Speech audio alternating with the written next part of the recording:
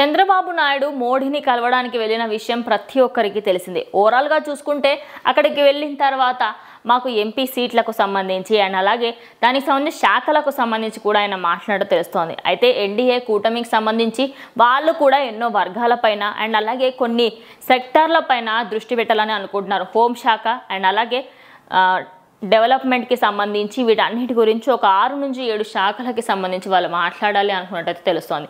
అయితే మిత్రపక్షాలలో ఎవరెవరైతే ఉన్నారో వాళ్ళందరూ కూడా ఎన్డీఏకి సపోర్ట్ చేస్తామని, అటు ఇటు ఎటు షిఫ్ట్ అవ్వమని, ఎన్డీఏతో పాటే వెళ్తామని చెప్పేసి క్లియర్గా చెప్పడం జరిగింది.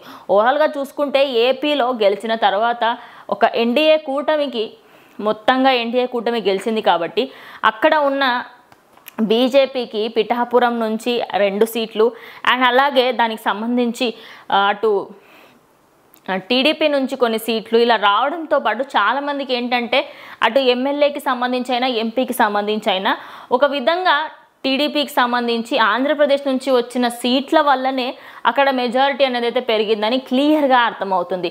అయితే ఇప్పుడు కూడా దానికి సంబంధించి వాళ్ళు ఏం మాట్లాడుకుంటున్నారు ఏంటి అనేది క్లియర్గా తెలియలేదు. కానీ ప్రమాణ స్వీకారం గురించి మాట్లాడారని చెప్పేసి తెలుస్తోంది. దానికి సంబంధించి నేను ఇంకో వీడియోలో చెప్తాను.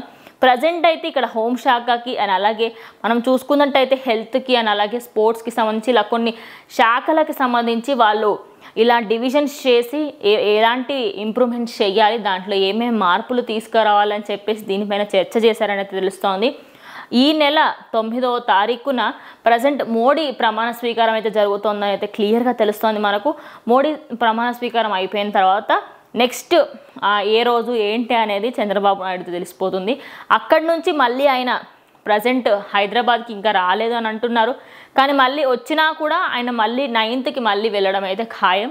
ఎందుకంటే అక్కడ ప్రమాణ స్వీకారం చంద్రబాబు నాయుడు కూడా ఒక మెయిన్ పార్ట్ అయితే పోషిస్తున్నట్టు తెలుస్తోంది. ఆ రోజు మాట్లాడిన తర్వాత ఏ ఎంపీ శాఖకు సంబంధించి ఎవరెవరికి మినిస్టర్లు ఇచ్చే అవకాశం ఉంది, ఎవరెవరికి ఏ శాఖలు ఇచ్చే అవకాశం ఉంది ఏంటి అనేది మాట్లాడబోతున్నారు.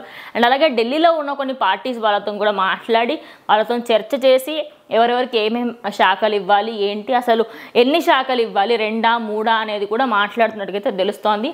మరి మొత్తంగా మనం చూసుకున్నట్టయితే ఎక్కడ చూసినా కూడా టీడీపీకి సంబంధించి చర్చలు నడుస్తున్నాయి. అందులో ఇదొకటి. సో అందరూ కూడా మేము మీతో ఉంటాము అని చెప్పేసి అయితే క్లియర్ కట్గా చెప్పేయడం జరిగింది. ఆల్మోస్ట్ గవర్నమెంట్ ఫామ్ చేయడానికి మోడీ అయితే రెడీగా ఉన్నారు. సో వెయిట్ చేసి చూడాలి ఎప్పుడు ఏంటి అనేది క్లియర్గా అయితే ఇంకో వీడియోలో చెప్తాను.